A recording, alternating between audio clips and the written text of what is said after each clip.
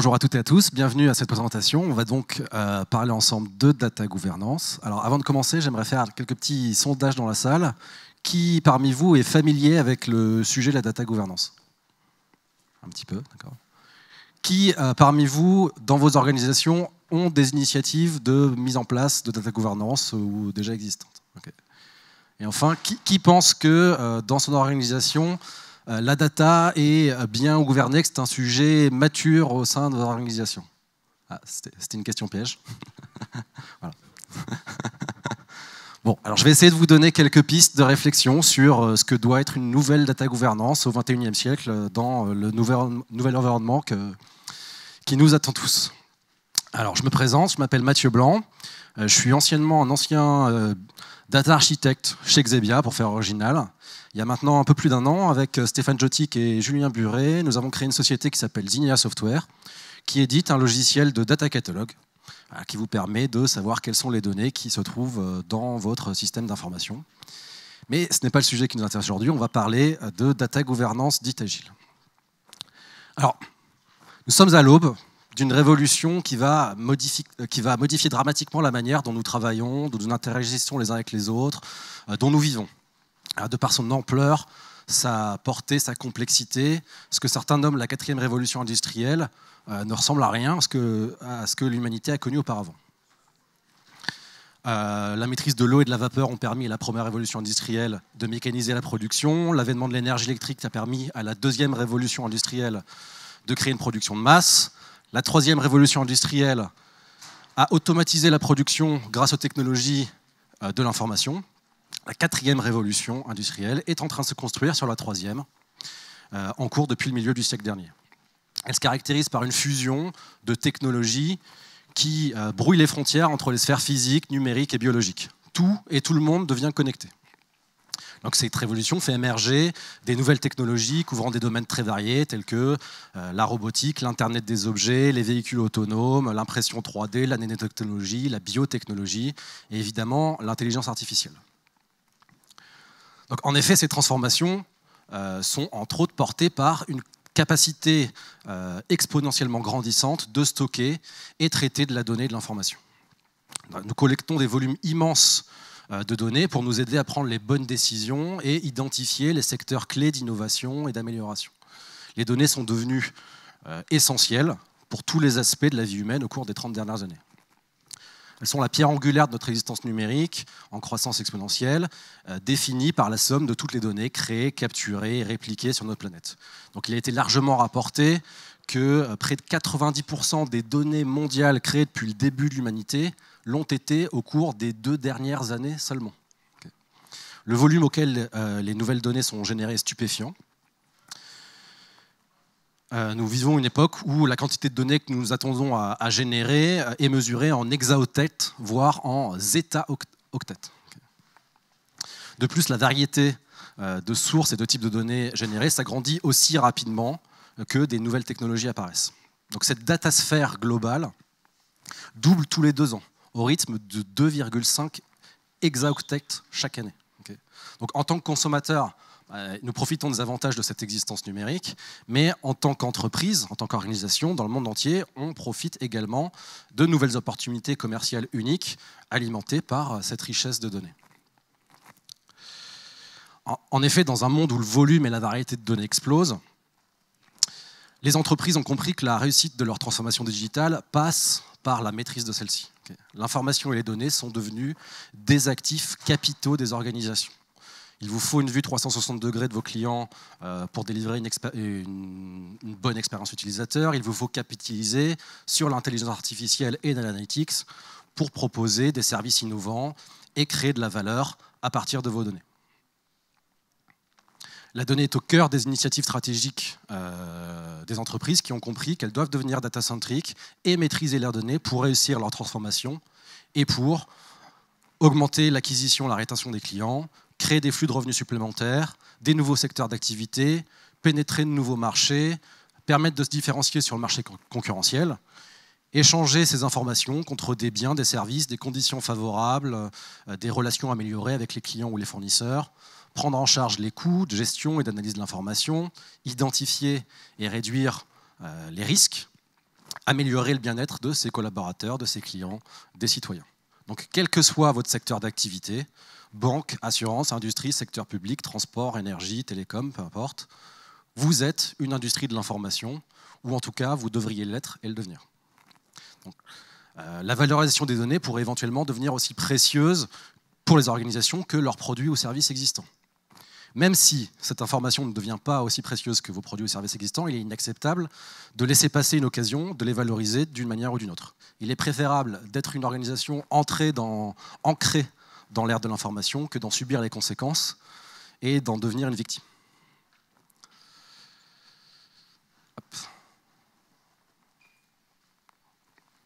Voilà. Cependant, dans cette nouvelle ère, dans ce nouveau monde, est tapis un ennemi sournois, le dieu du data chaos. Okay. Pour de trop nombreuses organisations, 80 à 90% de leurs informations sont toujours constituées d'informations non structurées, mal, voire pas du tout organisées, résidant dans toute l'entreprise sous des formes variées de stockage, difficilement exploitables par l'ensemble des acteurs d'une organisation. L'explosion du volume de données et de la variété de données crée ainsi, font courir le risque d'une efficacité décrue, de coûts de traitement de l'information toujours plus élevés, de l'augmentation importante des erreurs dues à une mauvaise gestion des données et de l'incapacité à traiter et à comprendre et à faire émerger l'information à partir de ces volumes et ces variétés de données exponentiellement grandissantes. Alors, pour des raisons technologiques, historiques, organisationnelles, l'organisation par projet, la croissance externe, l'histoire de l'informatique, les données internes d'une organisation sont réparties dans des technologies diverses et variées, peu ou pas compatibles entre elles. On insiste ainsi à une certaine fragmentation, une certaine thésaurisation de la donnée au sein des différentes équipes que constituent les départements de nos entreprises. Transformant celle-ci en un espace relativement peu collaboratif, c'est parfois une litote. Ces différentes sources de données peuvent être assimilées à des silos, ce qui sous-entend une certaine isolation de chaque type de données en leur sein et rend de fait très difficile et onéreux le croisement de données provenant de deux systèmes différents et l'émergence d'informations pertinentes, valorisables par une organisation. Entre des données silotées d'une part et une connaissance sur les données tribales dans l'entreprise d'une autre part, on assiste à des conflits internes pour obtenir des ressources de traitement et de stockage de la donnée. Certaines données deviennent des chasses gardées de certaines équipes ou départements, inaccessibles pour les autres, ce qui entraîne un grand manque de visibilité et une connaissance non partagée de la donnée et de l'information au sein de nos organisations. Donc, cette multiplication de sources de données, de systèmes de stockage et de systèmes de traitement de la donnée draine avec elle une complexité croissante et met en exergue le problème de mauvaise organisation et de mauvaise qualité de la donnée. Donc, la mauvaise organisation et la mauvaise qualité de la donnée est un problème familier pour ceux qui analysent la donnée. Donc, les utilisateurs de la donnée passent plus de temps à rechercher, corriger et confirmer des données pour lesquelles ils ont une confiance relative. Les data scientists, ainsi, au lieu de faire des modèles de machine learning complexes, des réseaux de neurones profonds, passent jusqu'à 80% de leur temps à trouver, comprendre, nettoyer, organiser et préparer la donnée, et uniquement les 20% du temps restant à s'en plaindre. Certains estiment que la fraction du budget d'un projet data lié à ces coûts cachés peut atteindre jusqu'à 75%. Ainsi, IBM a estimé que la mauvaise qualité des données coûte chaque année à l'économie américaine quelque 3,1 trillions de dollars, avec un T. Donc, des initiatives ont émergé pour pouvoir stocker et traiter ces grands volumes et ces grandes variétés de données non structurées à travers des architectures distribuées comme des clusters Hadoop ou bien encore grâce à différents produits proposés par des distributions cloud, par exemple, idéalisés dans le concept du data lake. Cependant, Gartner estime que 80% de ces initiatives, mal gérées et faute d'une maîtrise suffisante de leurs données en leur sein, n'apporteront pas le retour sur investissement escompté. Donc, si notre société moderne est devenue excellente dans la production, le stockage et le partage de la donnée, force est de constater qu'on est encore très mauvais pour rendre ces données utiles. Beaucoup de ces nouvelles infrastructures s'apparentent plus à des marécages de données qu'à des lacs de données, réduisant les data analystes ou data scientists à résoudre le problème de l'aiguille dans la botte de foin. Une fois que vous avez vaincu l'administration des 12 travaux d'Astérix pour pouvoir accéder aux données qui vous intéressent, vous faites face aux archives gérées par Gaston Lagaffe. Évidemment, Cette criticité nouvelle et accrue des données entraîne des risques majeurs de fuite d'informations.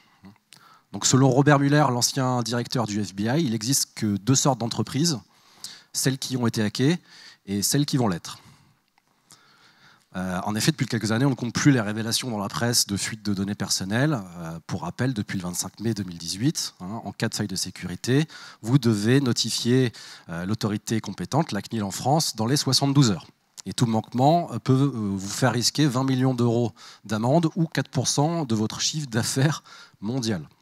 Voilà. Mais au-delà de la sanction financière, c'est évidemment la réputation de votre marque auprès des consommateurs qui est en jeu.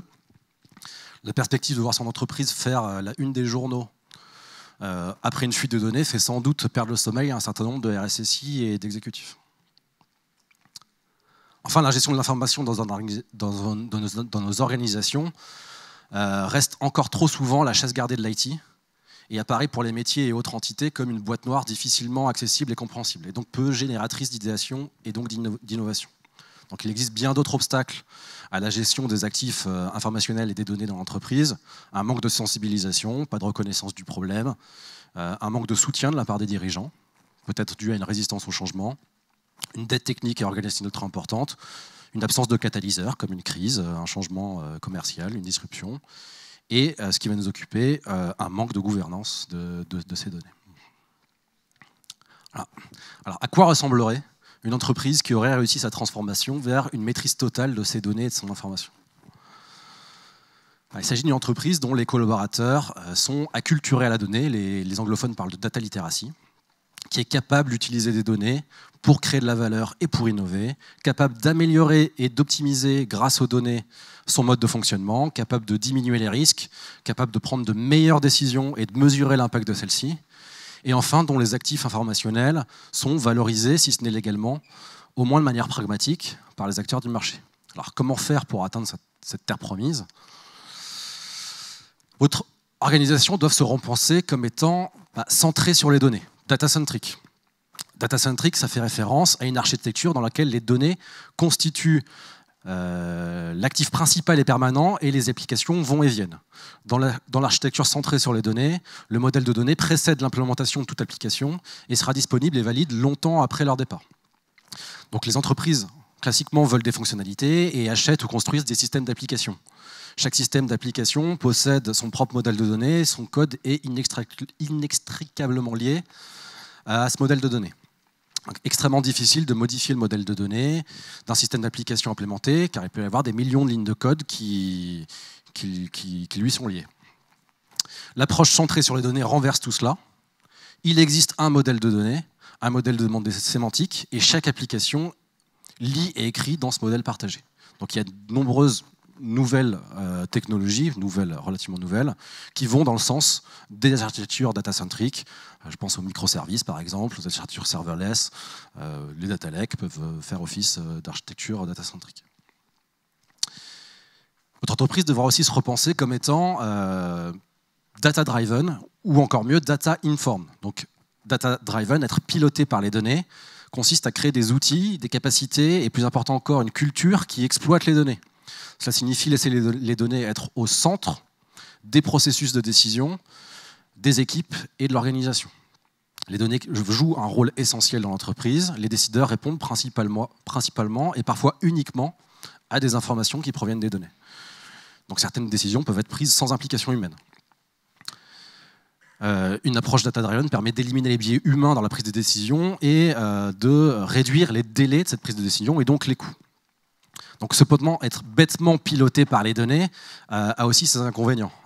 Il faut une énorme quantité de données pour que ce soit pertinent, il faut des gens capables de travailler ces données, des connaissances en analyse et en data science. Les données ont souvent systématiquement un biais qui est trop coûteux pour être corrigé, et tout n'est pas un problème d'optimisation. Toutes les données du monde ne résoudront pas un produit fondamentalement mauvais. Donc encore mieux que data-driven, être data-informed, prendre des décisions éclairées par les données. Les données ne sont qu'un facteur de plus, pouvant être ignoré de temps à autre, en plus des facteurs tels que l'expérience client, l'intuition, la cohérence de la marque. Voilà, pour pouvoir atteindre ces objectifs, il va falloir acquérir des super pouvoirs, être capable de penser une stratégie de data, repenser, améliorer les gestions de données de votre entreprise et gouverner cette gestion des actifs informationnels de votre organisation. Alors, la data gouvernance, la gouvernance de données au XXIe siècle est un concept sans doute un peu ambigu, qui évolue très rapidement et est défini de manière différente selon le contexte, les personnes et les organisations. Il existe en effet de nombreuses définitions de ce qu'est la data gouvernance, dont voici quelques exemples. Vous n'avez pas besoin de lire ici. À vous de définir ce qu'est la data gouvernance dans votre contexte. Je vais essayer de vous donner quelques définitions qui me semblent, pour moi, les plus pertinentes. Alors, on va en essayer une. La gouvernance des données et l'élaboration des politiques et la supervision des informations de l'entreprise. La gouvernance des données aligne la qualité des données sur les mesures et l'acceptation commerciale, positionne les problèmes des données métiers comme étant interfonctionnels et garantit que les données sont gérées séparément de ces applications. Bon, si vous êtes comme moi, je trouve ça pas terrible comme définition. Voilà. Je vous en propose d'autres. La data gouvernance, c'est l'exécution et la mise en application de la gestion des données et des actifs associés. Déjà un peu mieux, un peu plus compréhensible. La data governance, c'est la gestion proactive de vos données pour aider votre entreprise à réaliser sa stratégie et sa vision. Peut-être impliquant un peu plus de monde déjà dans l'entreprise. Donc en clair, elle permet de documenter clairement les différents rôles et responsabilités autour des données, ainsi que déterminer les procédures et les outils permettant d'encadrer le management des données au sein d'une organisation. Donc la data governance, c'est définir la bonne chose à faire avec les données. Le data management, c'est définir comment faire ces bonnes choses. Je vous en donne une dernière pour votre intuition. La gouvernance des données est le processus de compréhension, de gestion et de mise à disposition des données afin de maximiser leur valeur et de garantir leur conformité. Alors, en effet, une gouvernance de données se pense sous deux approches, défensive et offensive. Une approche défensive va mettre l'accent sur le contrôle des données et une approche offensive sur la flexibilité, la facilitation et la création de valeur par la donnée. Donc les objectifs d'une stratégie de gouvernance de données qui se veut défensive vont être par exemple d'entreprendre une mise en conformité vis-à-vis des autorités avec la RGPD, avec BCBS 239 pour les banques, avec Solvency II pour les assurances, etc.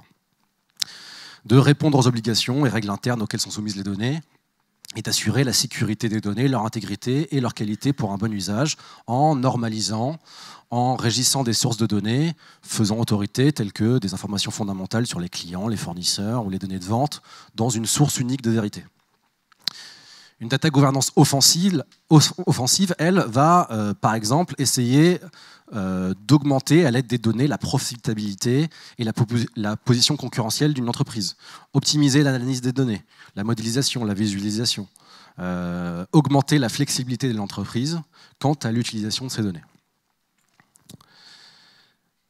Alors, toute entreprise a besoin d'attaque et de défense pour réussir, mais il est difficile de trouver le juste équilibre. Certains facteurs environnementaux ou liés à l'entreprise peuvent influer sur l'orientation de la stratégie de données. Plus vous êtes réglementé, plus une approche défensive aura vos faveurs. Plus vous êtes dans un secteur concurrentiel, plus vous allez passer à l'offensive. Cependant, aujourd'hui, on peut remarquer quelque chose. Avec la RGPD, toute société qui utilise des données personnelles, ce qui est à peu près le cas de à peu près tout le monde, est réglementée. Et dans cette nouvelle ère de l'information, toute société est passible d'être disruptée à tout moment. Donc je vous laisse avec ce dilemme. Donc le défi pour les CDO et le reste de la hiérarchie est d'établir les compromis appropriés entre défense et offense et d'assurer le meilleur équilibre entre ces deux stratégies. Alors, il existe un certain nombre de challenges et d'écueils à éviter lors de l'implémentation d'une gouvernance de données dans les entreprises. La gouvernance de la donnée ne doit pas être un frein à la création de valeur et à l'innovation. La gouvernance de données doit pouvoir être implémentée à l'échelle, dans cette nouvelle ère de l'information, avec ce déluge d'informations qui nous est arrivé, et devra être capable de s'adapter aux changements de réglementation, aux changements technologiques. La gouvernance de données doit être clairement alignée avec la stratégie de l'entreprise. Elle fera sans doute face à une résistance à intégrer, à mutualiser des silos, à transformer les entreprises, et devra s'accompagner par une conduite du changement.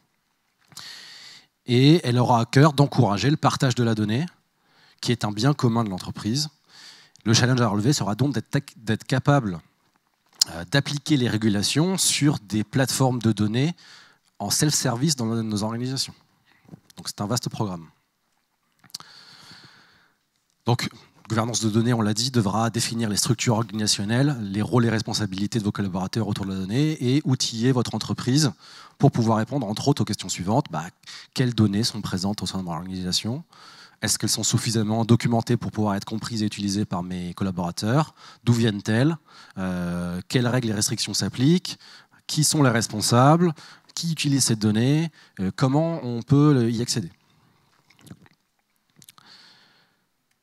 Alors, par le passé, les mises en place de data governance au sein des organisations ont été rarement couronnées de succès.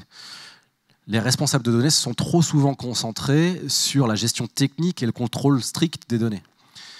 Pour les collaborateurs actuels qui aspirent à expérimenter et innover autour des données, la gouvernance peut évoquer un ensemble de restrictions, de limitations et de bureaucratie inutiles. Donc, force est de constater que cette discipline n'a pas vraiment suivi le changement, le rythme des changements récents et se doit d'évoluer. Les secteurs hautement réglementés tels que la banque, les services financiers, les services gouvernementaux ont toujours pris la gouvernance de données au sérieux, bien entendu. Avec la RGPD, par exemple, toute entreprise maintenant est sensibilisée à cette gouvernance des données. Cette gouvernance de données que je vais qualifier de 1.0 était trop isolée pour être réellement efficace. Une nouvelle approche collaborative de la data governance est donc nécessaire. Une approche agile, centrée sur juste assez de contrôle pour gérer les risques, qui permet une utilisation plus large et plus perspicace des données requises par les besoins en constante évolution d'un écosystème commercial en pleine expansion. Donc conçu pour les entreprises modernes, data-driven, data-centriques. Donc l'idée est simple. Et si nous appliquions les mêmes innovations qui transforment notre monde à la data gouvernance, cette gouvernance de données 2.0 devra faire appel à des automatisations algorithmiques, à l'apprentissage automatique et à l'intelligence artificielle afin de réduire la charge organisationnelle des collaborateurs et la bureaucratie, de sorte que la participation humaine à la data gouvernance passe de tâches quotidiennes d'intendance à des actions plutôt qualitatives dirigées par la machine. Donc le moment est venu de tirer parti des avancées actuelles en matière d'analyse et d'intelligence artificielle pour relancer la gouvernance de données et lui donner la même importance que la bonne gouvernance financière de nos organisations. Je vous laisse ça. Donc comment faire? Je vais vous donner quelques principes, quelques grands principes de cette nouvelle data gouvernance agile 2.0. Donc, de la même façon que nos organisations doivent se repenser comme étant data-driven, pilotées par la donnée, cette data governance doit elle-même être pilotée par les données. Les données sur les données sont des métadatas, informations sur les données elles-mêmes. C'est à la fois le contexte métier et technique autour des données, le qui, quoi, pourquoi, où et comment des données. Donc, comprendre la signification de chaque terme, de chaque métrique, de chaque champ d'une base de données est important. Maintenant que les professionnels ont compris le rôle que jouent les bonnes données dans la réussite d'une entreprise, le fait de ne pas disposer de référentiels de métadonnées n'est plus une option. Pour réussir dans la gouvernance de données, vous devez réussir dans la gestion des métadonnées. Sans contexte, ces données mèneront à de mauvaises analyses et donc de mauvaises décisions. Donc, en constituant un référentiel de métadonnées unifié, centralisé et accessible, vous garantissez des données précises, cohérentes et comprises dans toute l'entreprise. On ne peut gouverner ce qu'on ignore. Construire un référentiel de métadonnées constitue une base de travail pour la data gouvernance et vous permettra d'inventorier votre patrimoine de données, attribuer des rôles et responsabilités sur vos données référencées, être complété par vos employés de manière collaborative et d'initier ou de renforcer votre mise en conformité avec les régulations. Alors, ce référentiel des données devra refléter fidèlement votre patrimoine de données. Mais dans ce nouveau monde où l'explosion et la variété de données explosent, les tentatives de construction d'un tel artefact de manière déclarative seront rarement couronnées de succès. Donc il est nécessaire d'automatiser au maximum le processus d'extraction, de collecte, de maintenance de ces informations liées à la data. À l'aide d'algorithmes d'intelligence artificielle, de machine learning, il devient possible d'interpréter, de contextualiser et d'inférer un sens plus précis à votre patrimoine de données et Cette automatisation permettra à vos responsables des données d'éviter le syndrome de la feuille blanche lorsque l'on met en place une initiative de data governance et les affranchira de tâches fastidieuses et augmentera l'adhésion de vos collaborateurs à votre initiative de mise en place de la data governance. Voilà. De nombreuses organisations ont tenté de créer des approches hautement centralisées et axées sur le contrôle des architectures de données. Ces approches top-down, qu'on a connues sous le nom d'ingénierie de l'information, master data management, bien que très efficaces pour normaliser les données d'entreprise, ne sont souvent pas bien adaptées pour prendre en charge une stratégie de données étendue à l'ensemble d'une organisation. Donc elles peuvent entraver la flexibilité et la transformation de ces informations pertinentes et stratégiques pour une entreprise. Donc une approche bottom-up, partant du terrain au sens opérationnel, pour consolider progressivement une synthèse et maintenir une gestion de gouvernance des données, va se définir par une approche démocratique plutôt qu'hiérarchique, une volonté de résoudre les problèmes créés par la fluidité plutôt que d'imposer plus de structures, une bureaucratie réduite à son minimum, et une collaboration active des acteurs favorisant l'adhésion, encore une fois, à la collecte de ces informations sur les données de l'organisation. Donc une autonomie des collaborateurs dans le choix des outils et la manière de s'organiser. En effet, votre gouvernance de données doit s'adapter au contexte de votre entreprise et non l'inverse, pour avoir une chance d'être adoptée et exécutée par vos collaborateurs.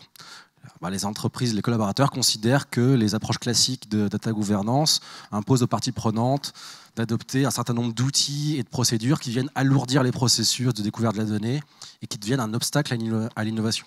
Donc il s'agit de laisser la liberté à vos collaborateurs d'utiliser les outils les plus adaptés pour leur usage, que ce soit pour générer ou accéder à des jeux de données, selon leur niveau d'habilitation, bien entendu. Donc cette manière non intrusive, qui est utilisée par exemple dans une entreprise comme Google, d'adresser la gouvernance de données, demande à l'entreprise d'avancer pas à pas, expérimenter et ajuster vos règles de gestion sur la donnée et la métadonnée au fur et à mesure que vous établissez l'inventaire de votre patrimoine de données. Donc une gouvernance de données doit se construire étape par étape, afin de correspondre au plus près au fonctionnement de l'entreprise. Donc la mise en place d'une gouvernance de données ne doit pas prendre la forme d'un plan quinquennal dont les livres peinent à voir le jour. Il s'agit d'éviter l'effet Big Bang et d'adopter une démarche influencée par les méthodes agiles.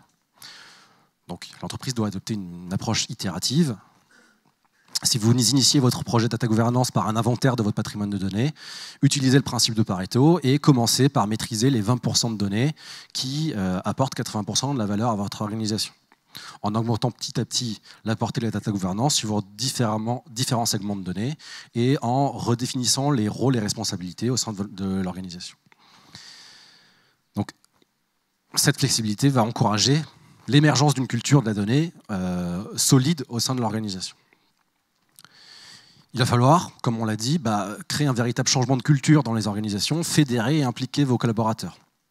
Donc, la pratique consistant à avoir une seule personne ou un seul groupe pour arbitrer la gouvernance des données est tombée en désuétude. La gouvernance de données ne doit plus être la chasse gardée de l'IT. Les données circulent maintenant dans toute la hiérarchie, des nouveaux arrivants dans l'organisation aux exécutifs. Et des informations sur la manière dont les données doivent être gérées et sur la règle à suivre peuvent provenir de n'importe où. Donc il va falloir créer une démocratie de la donnée, où tous les employés peuvent accéder aux données de l'entreprise à grande échelle, comme le font les GAFAM, et signifie que les employés n'ont pas à attendre pour exécuter des projets qui peuvent ajouter de la valeur. Cela signifie également que les problèmes des données sont plus susceptibles d'être découverts et d'être corrigés. C'est d'autant plus vrai dans un monde où environ 85% des informations des entreprises sont redondantes, obsolètes, triviales, et que près de 41% des données stockées dans les entreprises n'ont pas été touchées depuis plus de 3 ans. Voilà. Dans de nombreuses organisations, les parties responsables ont un rôle officiel à jouer, en tant que data owner, data steward, data custodian.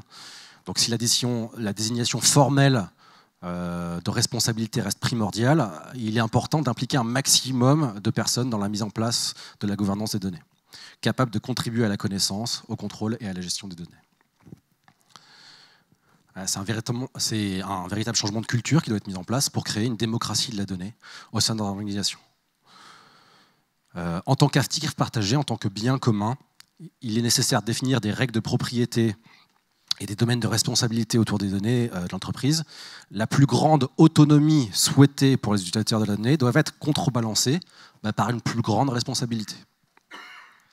Dit autrement, tout le monde est data steward. Ou encore, tout le monde fait partie du projet de gouvernance des données de votre organisation. Donc la gestion des données est devenue l'affaire de tous.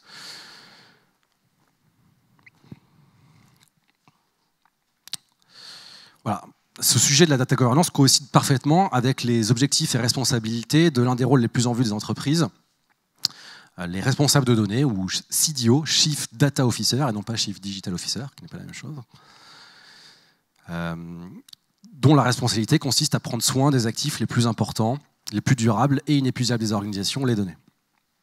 Donc les entreprises qui valorisent leurs actifs surpassent leurs rivales en les utilisant pour réinventer, numériser ou éliminer les processus et produits d'activités existantes. Voilà, pour conclure cette sensibilisation à la data gouvernance, quelques grandes étapes.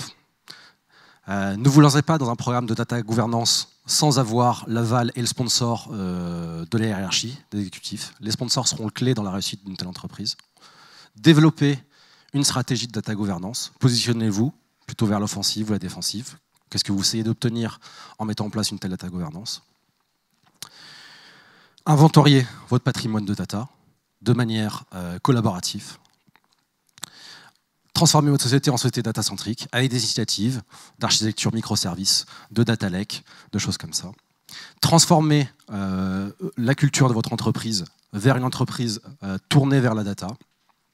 Définissez des rôles et des responsabilités, mais créez une vraie démocratie de la donnée en donnant le plus d'autonomie possible à vos collaborateurs et en balançant cette autonomie par plus de responsabilités autour de la donnée. Enfin, une data governance doit se penser comme un projet au long terme, sans fin. Commencez de manière humble sur des projets avec un retour d'investissement intéressant. Itérez sur les rôles et responsabilités, sur les règles de gestion, sur les policies de votre data gouvernance et étendez cette data gouvernance à l'ensemble de votre entreprise de manière agile. Et je vous remercie pour votre attention.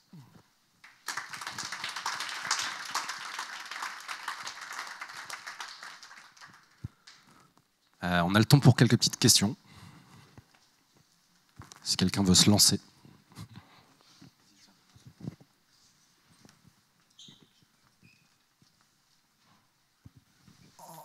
En quoi la solution Zinea permet de mettre en place de l'agilité au sein d'un projet? Vous avez dit sans fin, mais nous on le voit sans fin, genre même le début n'a pas démarré.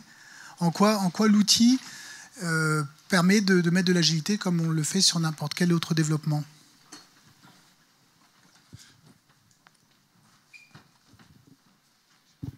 J'ai essayé de ne pas trop faire de pub pour Zinea, vous l'avez peut-être remarqué. La partie Zinea va éditer un logiciel de data catalogue. Donc ça va être la partie plutôt metadata de patrimoine inventorié et le patrimoine de la donnée. Donc ça va être en gros la base de la mise en place de data gouvernance agile. Mais en tant qu'éditeur de logiciel, je peux vous le dire, il n'y a pas d'outil magique qui vous permet de réussir votre data gouvernance. Ça n'existe pas. Nous, ce qu'on essaie de faire chez Zinea, c'est de régler ce problème d'inventorier et de maintenir à jour le patrimoine de vos données où qu'elles résident dans votre système d'information. Mais ce n'est pas suffisant pour mettre en place une data gouvernance agile dans une entreprise. Oui, bonjour. Toute petite question, je ne vois pas bien comment appliquer une logique, on va dire, démocratique, ou bien, disons plutôt, comment est-ce que les gens vont pouvoir tous accéder à la data dans un contexte où on est obligé d'appliquer le RGPD? C'est-à-dire que ça me paraît totalement antinomique, vu que le RGPD impose en fait d'avoir une gouvernance assez stricte de la data, de qui y accède, qui la modifie, qui fait, etc., etc.